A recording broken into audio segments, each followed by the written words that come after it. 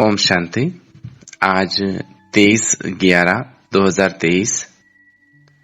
आज बाबा का वरदान है, हर एक की विशेषताओं को देखते उन्हें सेवा में लगाने वाले दुआओं के पात्र भव।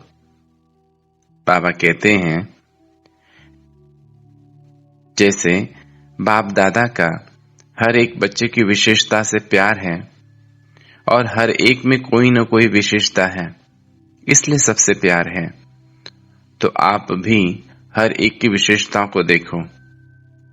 जैसे हंस रत्न चुगता है, पत्थर नहीं, ऐसे आप होली हंस हो। आपका काम है हर एक की विशेषताओं को देखना और उनकी विशेषता को सेवा में लगाना। उन्हें विशेषता के उमंग मिलाकर उन द्वारा उनकी विशेषता सेवा में लगाओ तो उनकी दुआएं आपको मिलेगी और वह जो सेवा करेगा उसका शेयर भी आपको मिलेगा।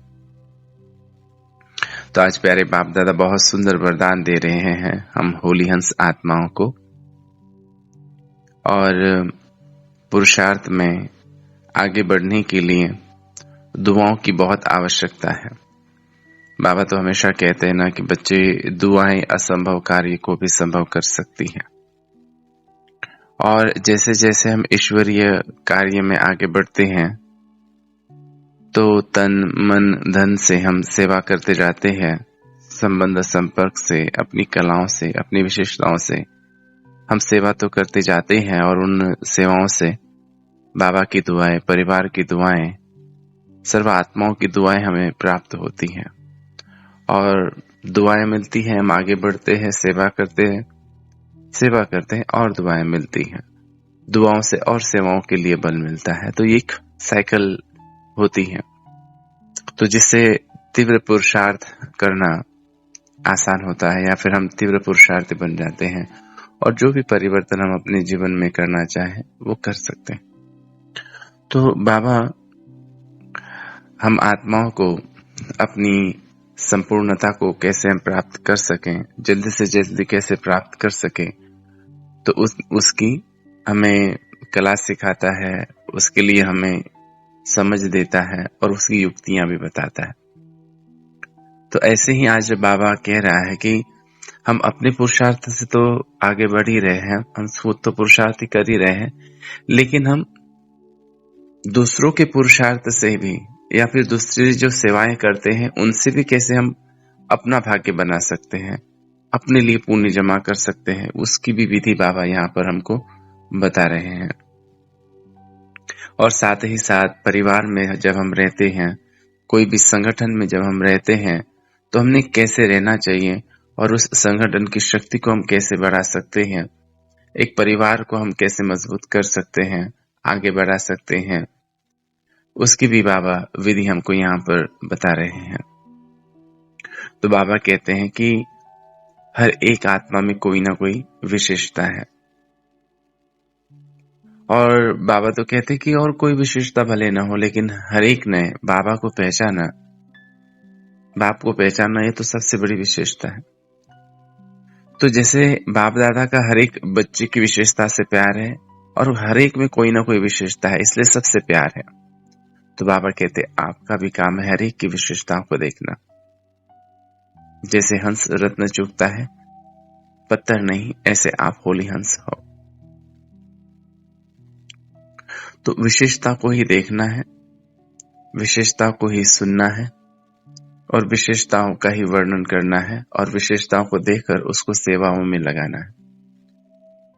अगर मैं किस कार्य के लिए निमित्त हूँ, किसी सेवा के लिए निमित्त हूँ और मेरे आसपास कुछ लोग हैं जिनसे मुझे सेवाएं लेनी है, तो हर एक की विशेषताओं को देखते हुए उसको मुझे सेवा में लगाना है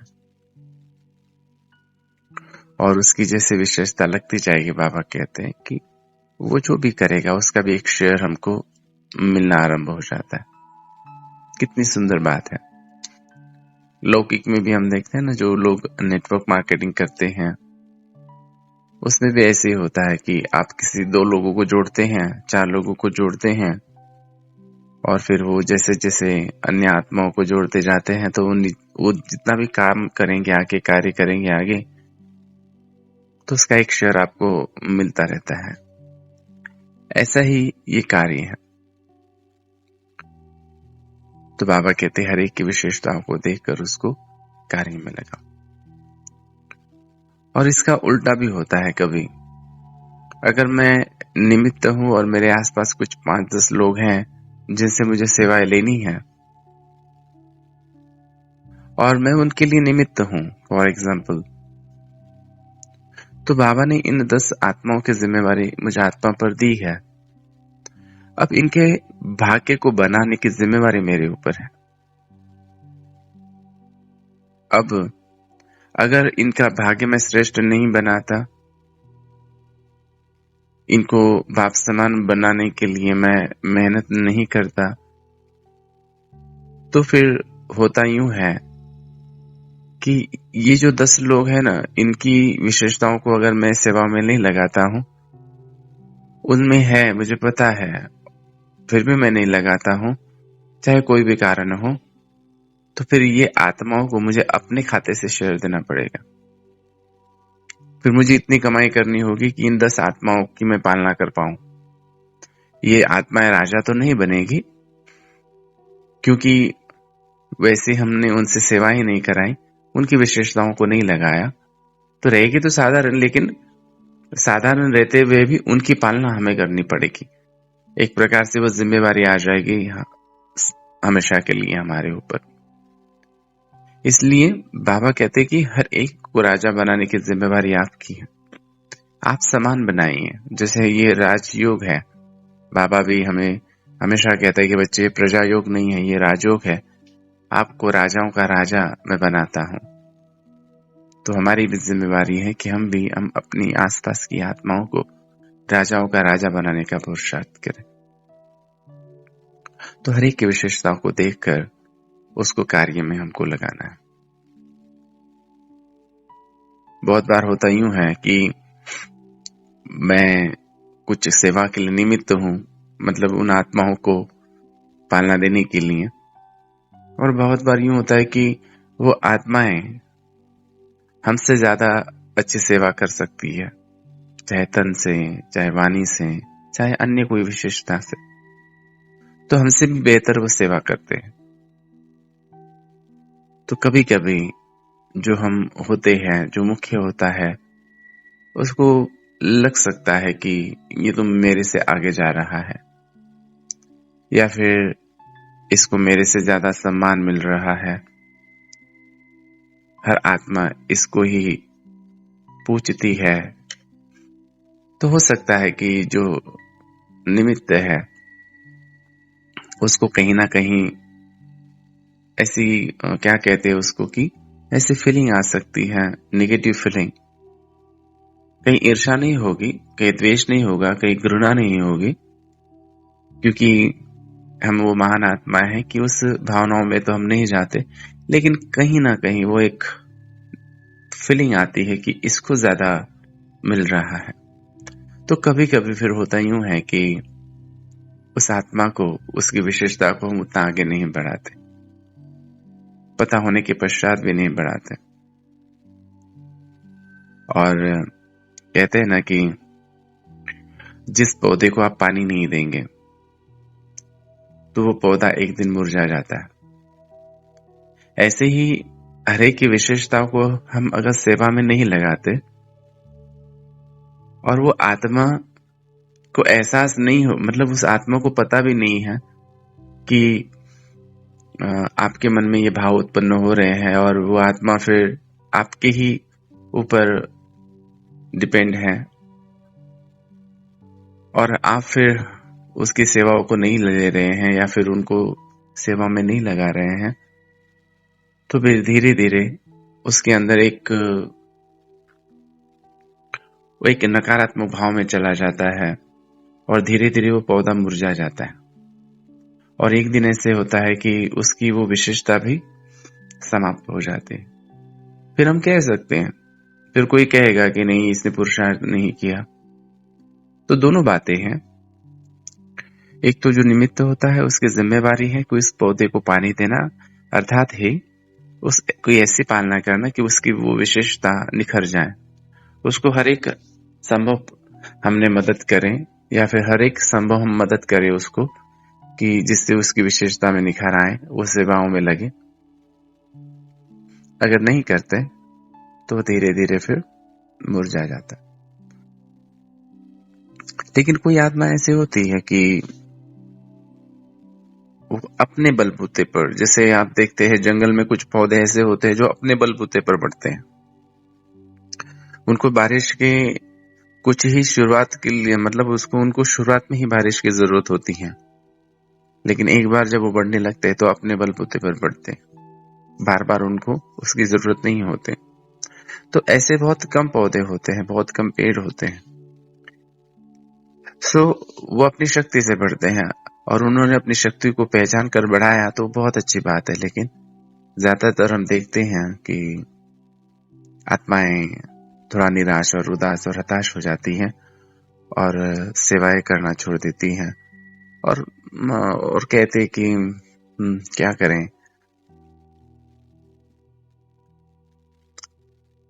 मतलब हमारी सेवाओं को या फिर हमारी विशेषताओं को लगाया नहीं जाता। तो फिर वो धीरे धीरे ज्ञान से भी टूट जाते हैं, मतलब वो पौधा एक प्रकार से मर जाता है। तो ये हम लोग जैसे जैसे औदा हमारा बड़ा होते जाता है ना, वैसे वैसे हमारे लिए कर्म की गति भी बहुत गुह्य होती जाती है। जैसे शुरुआत में होते हैं तो थोड़ा 1 का 2 गुना मिलेगा, तो जैसे जैसे आगे बढ़ते जाते हैं ना, तो हमारी जिम्मेवारी भी बढ़ती जाती है। हम 1 का पदम गुना मिलता है दोनों प्रकार से। अगर सेवाएं करेंगे, अन्य आत्माओं की विशेषताओं को सेवाओं में लगेंगे तो उसका भी पदम गुना मिलेगा, और अगर नहीं लगाएंगे, कहीं ना कहीं नकारात्मक भाव में आकर उन आत्माओं को थोड़ा साइड कर लेंगे, तो उसका भी पदम गुना घटेगा। तो ये हिसाब इस प्रकार से बढ़ता जाता है। तो इसलिए ना फिर संगठन मजबूत होता है, ना हम मजबूत होते हैं, और धीरे धीरे हम देखते हैं फिर वो संगठन उतना नहीं बढ़ता जितना बढ़ना चाहिए। वो आत्माएं देखती हैं, लोग कहते हैं, आसपास के कहने वाले कहते हैं कि हाँ, अरे इन आत्माओं में कितनी विशेषताएं हैं, लेकिन ये सेवाएं क्यों नहीं बढ़ रही हैं, या फिर सेवाएं क्यों नहीं करते ये। तो कहीं ना कहीं संगठन में किसी के ना किसी के मन में इस प्रकार का भाव आ जाता है कि अरे इसको ही क्यों। तो फिर थोड़ा संगठन रुक जाता है वहां पर।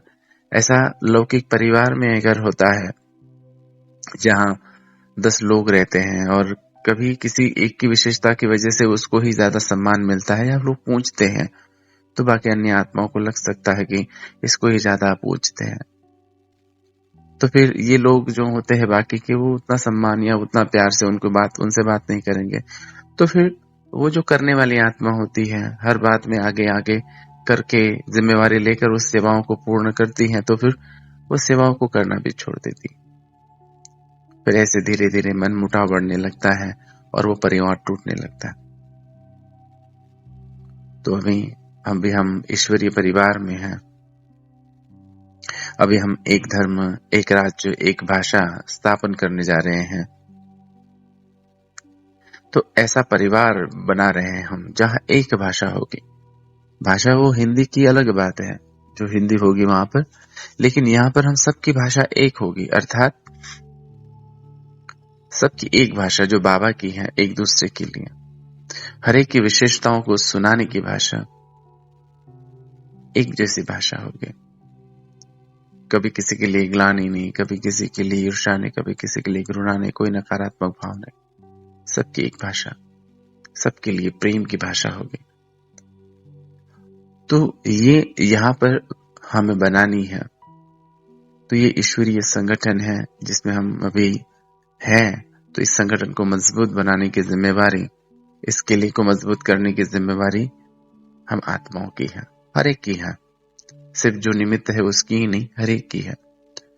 तो कभी कभी ड्रामा अनुसार, समय अनुसार, हर एक आत्मा के स्वभाव संस्कार के अनुसार, या फिर उस आत्मा के, मतलब ये कह सकते हैं कि उस आत्मा के समय अनुसार, हर बार समय एक जैसा नहीं रहता। तो हमारे स्वभाव में परिवर्तन होते रहता है, तो कभी कभी हो जाता है कि वो आत्मा उतना हमें मतलब पूछती नहीं है, या फिर उतना हमें पहले जैसा हमें आगे नहीं रखती है। तो उस समय निराश नहीं होना, हताश नहीं होना, अपनी योग्यताओं को और निखारने की कोशिश करना। हो सकता है कि बाबा हमें एक मौका दे रहा है कि बच्चे, तुम्हें और अपनी विशेषताओं में निखार लाना है, तुम्हें अपनी तपस्या को और बढ़ाना है। शुरुआत में होता यूं है कि थोड़ी भी विशेषता रहती है तो बाबा प्रशंसा तो करता है, लेकिन फिर प्रशंसा करता है और हम सेवा करते जाते हैं तो हम बहुत बार अपने आप को निखारना छोड़ देते हैं और सोचते हैं कि हाँ ठीक है। लेकिन ऐसे समझना, जिस समय ऐसी बातें होती हैं, हमें उस प्रकार से सेवाओं में नहीं लिया जाता है, तो उस समय अपने आप को समझना है, समझाना है कि मुझे अपने अंदर और निखार लाने की जरूरत है। मेरा भाव वो परिवर्तन नहीं होना चाहिए उस आत्मा के लिए, निमित्त के लिए, जो मेरी पालना के लिए निमित्त है। अगर कहीं पर भी नकारात्मक भाव निर्माण हो रहा है तो मैं वो उस उन्नति को प्राप्त नहीं कर पाऊंगा, उस विशेषता को सेवाओं में नहीं लगा पाऊंगा। और विशेषता भी किसकी है? बाबा की है। सेवा भी किसकी है? बाबा की है। तो उस समय ये सोचना है कि बाबा को जब लगाना है वो जरूर लगाएगा, मुझे अपना ज्ञान और अपना योग ये पक्का रखना है और अपनी कलाओं में निखार लाना है। उसके लिए जो भी अभ्यास करना हो, अव्यक्त मुरलियों का आप स्टडी कर सकते हैं, साकार मुरलियों का स्टडी कर सकते हैं, अच्छे अच्छे महान आत्माओं के क्लासेस हैं तो उसको सुन सकते हैं, उनके अनुभव को सुन सकते हैं, आप तपस्या कर सकते हैं। तो जैसे आप तैयार हो जाएंगे, तो जैसे है ना कि हीरा कहीं छिप नहीं सकता, तो बाबा कहते कि बाबा के बच्चे कहीं कभी छिप नहीं सकते। जो हीरे हो गए तो वो हीरा ऑटोमेटिक प्रत्यक्ष हो गया, सारे संसार की नजर उसकी तरफ जाएगी, क्योंकि वो चमकेगा ही, अपनी जगह से चमकेगा।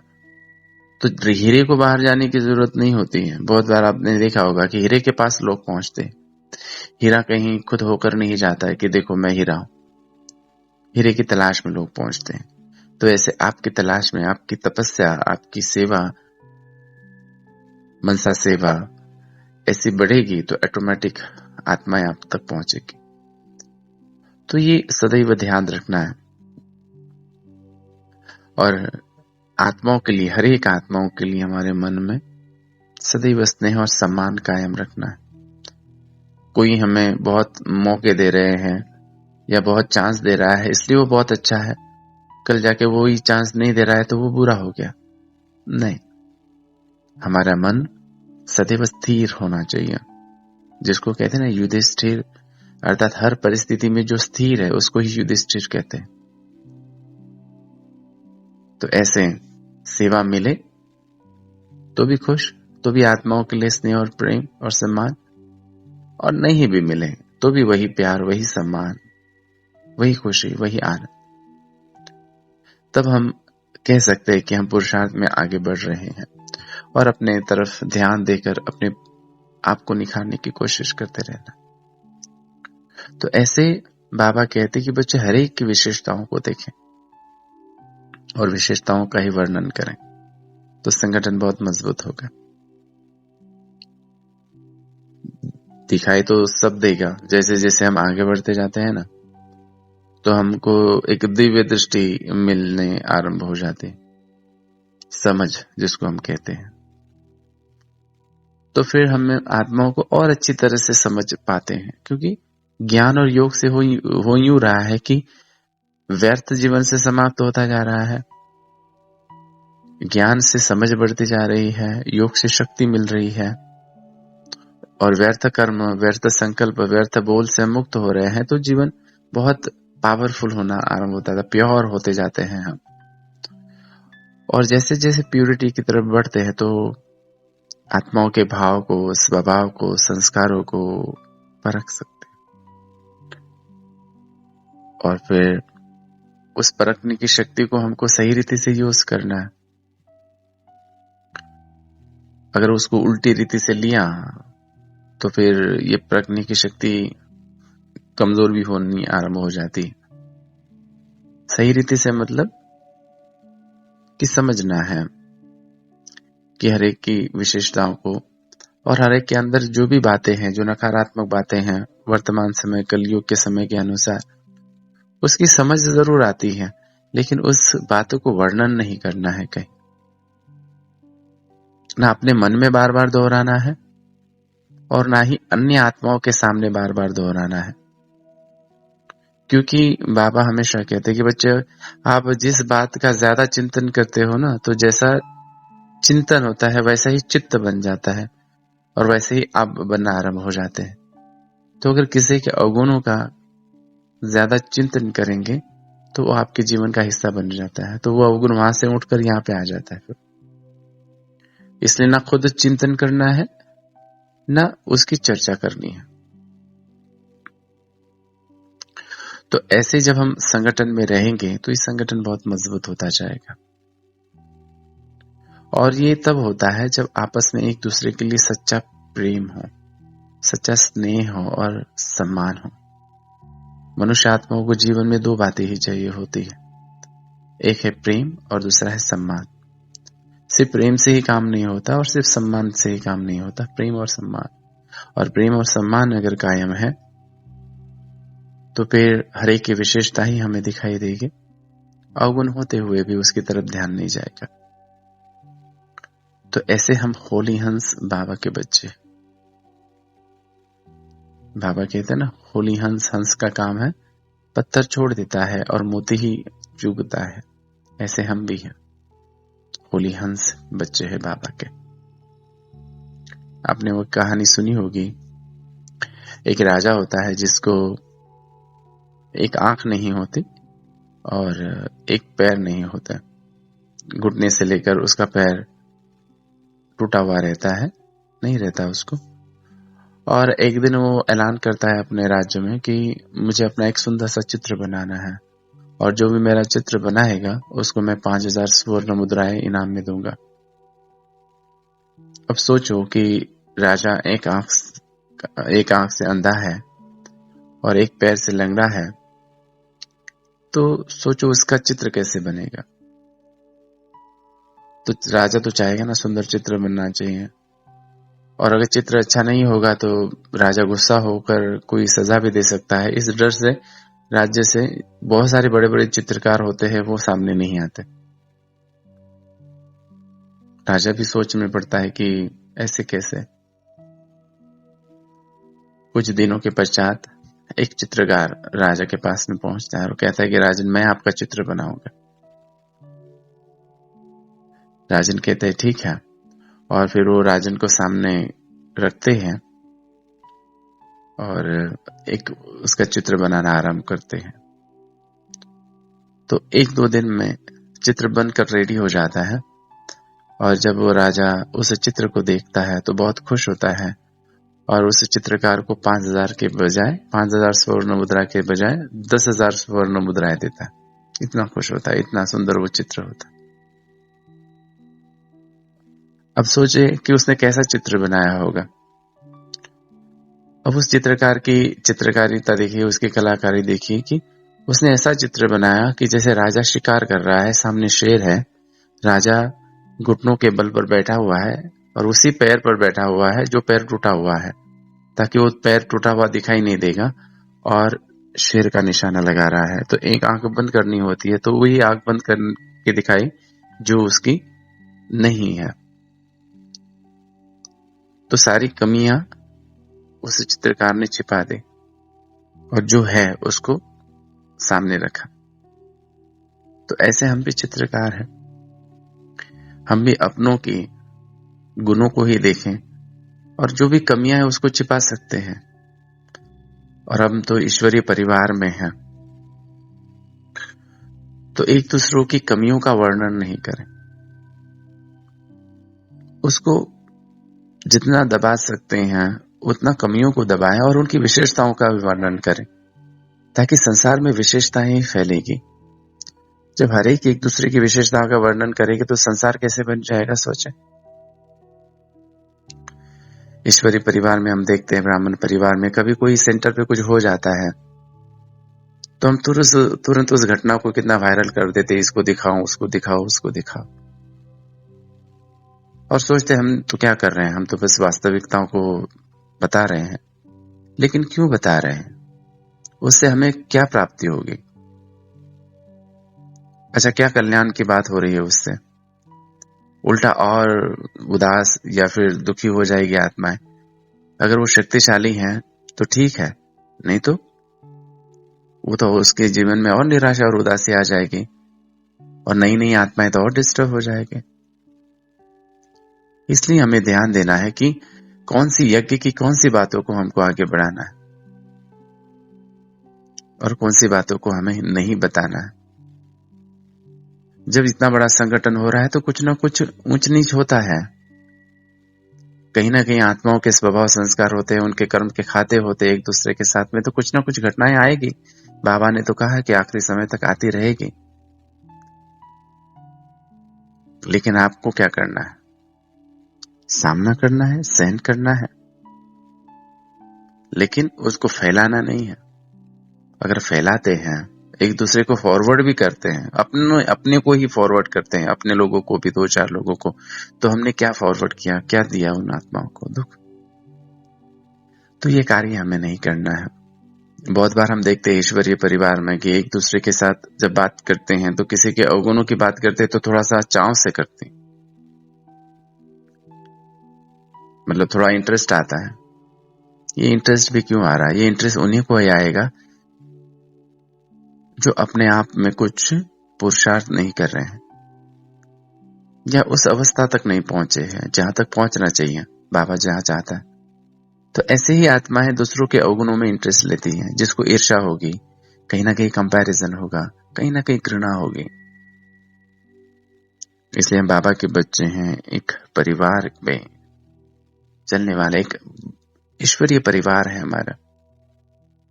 नई दुनिया की स्थापना के निमित्त हम हैं। तो ऐसा श्रेष्ठ संसार हमें बनाना है। तो हम आत्माओं को कैसे होना चाहिए? बाबा कहते होली हंस होना चाहिए। हमेशा एक दूसरों की विशेषताओं को ही देखें, उसको ही सुने और उसका ही वर्णन करें। तब ये संगठन मजबूत होगा और एक सुंदर संसार का हम निर्माण कर पाएंगे। तो ऐसे हर एक की विशेषताओं को देखते, उन्हें सेवा में लगाने वाले दुआओं के पात्र आत्माओं को, होली हंस आत्माओं को स्नेह भरा याद, प्यार और ओम शांति, ओम शांति, ओम शांति।